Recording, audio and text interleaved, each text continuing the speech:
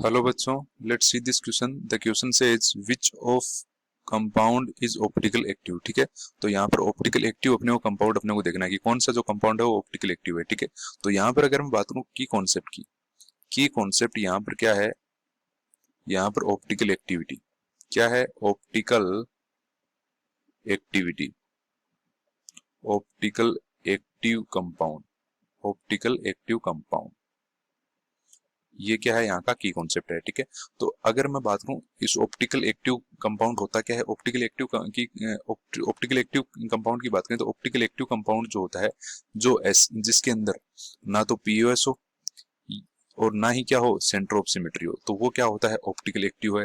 होता है plane of symmetry, ऐसी प्लेन जिससे मॉलिक्यूल को अपन जो है टू इक्वल पार्ट्स के अंदर डिवाइड नहीं कर सकते, वो क्या होता है, plane of symmetry. Centre of symmetry जैसे जैसे अगर प्लेन ऑफ सिमेट्री का अगर मैं एग्जांपल लूं तो ये कार्बन, ये डबल बॉन्ड ऑक्सीजन, ये डबल बॉन्ड ऑक्सीजन। ठीक है, तो यहाँ पर अगर मैं इसको यहाँ से काट दूं तो ये क्या हो जाएगा, टू इक्वल पार्ट्स के अंदर डिवाइड हो जाएगा।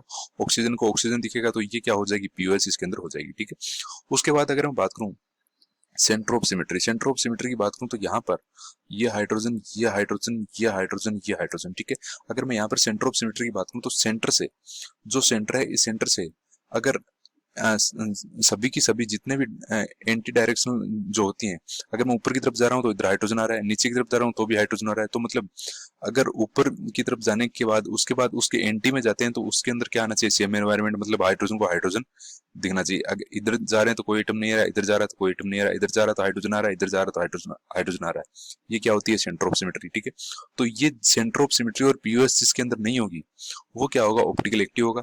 और ऑप्टिकल एक और इसके अंदर कंडीशन क्या हो सकती है, या फिर उसके अंदर क्या हो, कायरल सेंटर हो, कायरल सेंटर हो, क्या हो, कायरल सेंटर।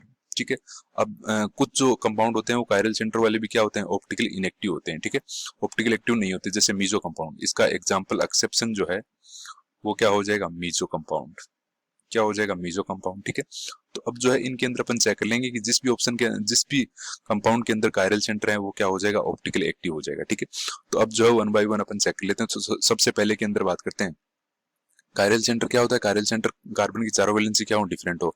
तो यहाँ पर अगर मैं सबसे पहले के अंदर बात करूँ तो हाइड्रोजन हाइड्रोजन क्या आ गए, सेम आ गए, तो यहाँ पर ये कायरल सेंटर नहीं है, तो इसका मतलब ये ऑप्टिकल एक्टिव नहीं होगा। ठीक है, उसके बाद सेकंड के अंदर बात करते हैं। सेकंड के अंदर बात करते हैं तो एक तो ये हाइड्रोजन, इधर CH3, इधर OH और इधर COOH, मतलब चारों की चारों वैलेंसी क्या है, डिफरेंट है। तो इसका मतलब ये क्या हो जाएगा, ये क्या हो जाएगा, कायरल सेंटर। ठीक है, कायरल सेंटर हो जाएगा तो यहाँ पर कायरल सेंटर ये हो जाएगा, तो यहाँ पर ये क्या हो जाएगा, ये क्या हो जाएगा, ऑप्टिकल एक्टिव हो जाएगा। क्या हो जाएगा, ऑप्टिकल एक्टिव। जो पहला वाला है वो क्या हो जाएगा, ऑप्टिकल इनएक्टिव हो जाएगा। ठीक है, उसके बाद थर्ड के अंदर बात करते हैं। थर्ड के अंदर क्या है, ये CH3 आ गया, इधर भी CH3 आ गया, तो इसका मतलब ये ऑप्टिकल क्या हो जाएगा, इनएक्टिव हो जाएगा, मतलब इसके अंदर तो कायरल सेंटर नहीं है, तो इसका मतलब थर्ड ऑप्शन भी नहीं होगा। उसके बाद फोर्थ ऑप्शन के अंदर बात करते हैं। फोर्थ ऑप्शन के अंदर क्या गिवन है, इधर भी CH3 गिवन है, इधर भी CH3 गिवन है, तो इसका मतलब यहाँ पर भी जो है ऑप्टिकल इनएक्टिव हो जाएगा, यहाँ पर भी कोई कायरल सेंटर नहीं है, तो यहाँ पर जो है फोर्थ ऑप्शन भी इनकरेक्ट हो जाएगा। तो यहाँ पर अगर अपन ऑप्शन की बात करें, ऑप्शन के अंदर अगर करेक्ट ऑप्शन की बात करें तो यहाँ पर correct option will be second option. Second option will be the correct answer for this question. Hope you will understand. Thank you.